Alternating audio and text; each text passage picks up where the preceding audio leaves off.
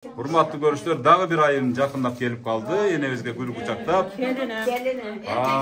Кандайчы азыр колуңуздагы келиниңизби? Сизди багып аткан келиниңиз. Көбүрөөк подход кыла турган адамыңыз, кыскасы. Сырдашыңыз, досуңуз жана башка. Программада өзгөчө келиндерге сөз берилет да. Азыр келиниңизди көрөбүз, сизди кандай мактайт экенин. Ана сиздин кайненеңиз кандай адам, мисалы бир мактап бериңчи, мисалы кайненеңизге ушул сиз мисалы ушул үйдүн кызысыз да, айтып атпайбы кайненеңиз мындай бет маңдайлы айтып, менин келиним эмес дейт, менин кызым. Ошол эле учурда сиз менин кайненем эмес, менин апам деп сүйлөйсүз, туурабы? Сиздин апаңыз кандай адам? Менин кызым жаңы эле бүгүн энең тууган күнү. Энеңе кандай колу тилек айтасың дегенде, мени эң кызыктыргандай, өзүм таң калтырган сөзү болду. Энеңе не дейсиң? Сенен суроо берсе, не деп айтасың десе, мен энемсиз жашай албайм деп айтты. Ошондой эле апам жок болсо, биздин үйдө жашоо жок дейт. Туура. Сөз, жакшы сөз айтсаң өзү көп. Жакшы жактары көп. Айтым өзүнө жараша характери болот, башкасы болот. Бирок мактай бересиң сөз жетпейт. Ошондуктан бир сөз менен апабыз жок болсо, биз үчүн жашоо жок. Азамат кол чап коёсо, мынакей. Ар бириңиздердин келиңиздер бар, туурабы? Келиңиздер бар. Кана кучактаганча. Ого, мынакей, бул пенсияны алып келдиңизби? Тамаша. Пенсияны дагы.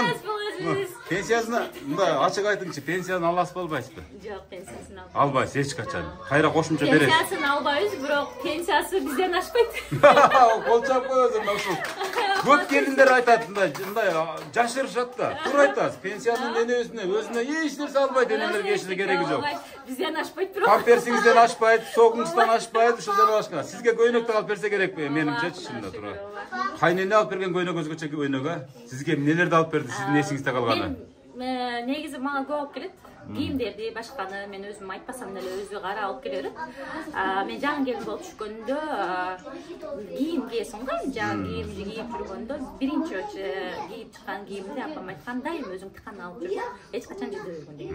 Ошондуктан дайым өзүм жакшы алып жүргөн аракет кылам, бирок ошондой эле апам всегда модадан калбай бизге алып келип турат. Балдарыма, мага. Кайсыл белегин өзгөчө мындай эстеп тагып жүрөсүз ар дайым? Эми көйнөгүңүз мисалы 10 күндө эскерет да, кайра жаңы көйнөк алгыңыз келет. Эми кыз кишилер ушундай болот, туурабы? Эркектерге окшоп 3 жыл кийбейбиз, мисалы кийбейсиздер, туурабы? Может быть, алтын алып бергендер, может быть, септичка алып бергендер. Ким билет дейсиз? Алып берген ага. Ар дайым мисалы эстеп жүрчү кайсы белек эсиңизде? Ар дайым эстеп жүрчү, бизге ошол шакей алып берген. Шакей, ошону ар дайым тагып жүрөсүз. Сактап жүрөбүз. Сактап жүрөсүз. Кез келгенде мисалы тойлорго барганда тагасыз. Азамат кана өп жүт ташып коюңуздар. Сиздердин образы. Келиндерге бир сабак айтып коюңчу, кайненеңизди кучактап туруп кана. Ошол жерде туруңуз, ошол жерде кучакташканча бери карап турупчу. Келиндер кайненелери менен канткенде мисалы бактылуу болушат да, ошол учурда. Качанкы учурда кайненесини өз апасындай көрө алгандар. Азамат, анан кайнененин өмүрүн канткенде узартат келиндер. Эми кыздар эми башка жактын билесиз да. Кантип узартасыз? Эмнелерди кыласыз? Эмне ыкмалар жасайсыз?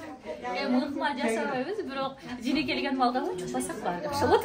Лишний сөз сүйлөбөш керек. Лишний сөз сүйлөбөсөк баары жакшы болот. Бир сааттан кийин унутулат. Кайра эле ырдап чордоп, сырдашып, кайра эле уланта берет. Дайыма күлүп турсак баары жакшы болот. Келиндерге сизден кеңеш? Жакшы күндө да, жаман күндө да просто күлүп макулдап турсак баары жакшы болот. Хоп деп коюңуздар, бизче орусча айтканда. Болду, утуласыздар. Өзүңүздүн да өмүрүңүз узун болот, кайненеңиздин да өмүрү узун болот. Азамат, кол чаап коебуз, урматтуу көрүүчүлөр. Келин абдан сонун сөз сүйлөдү. Кудай буйруса, ушундай бактылуу келиним бар деген манзуран 100 жашы жөнүн ашат деген ойдобуз.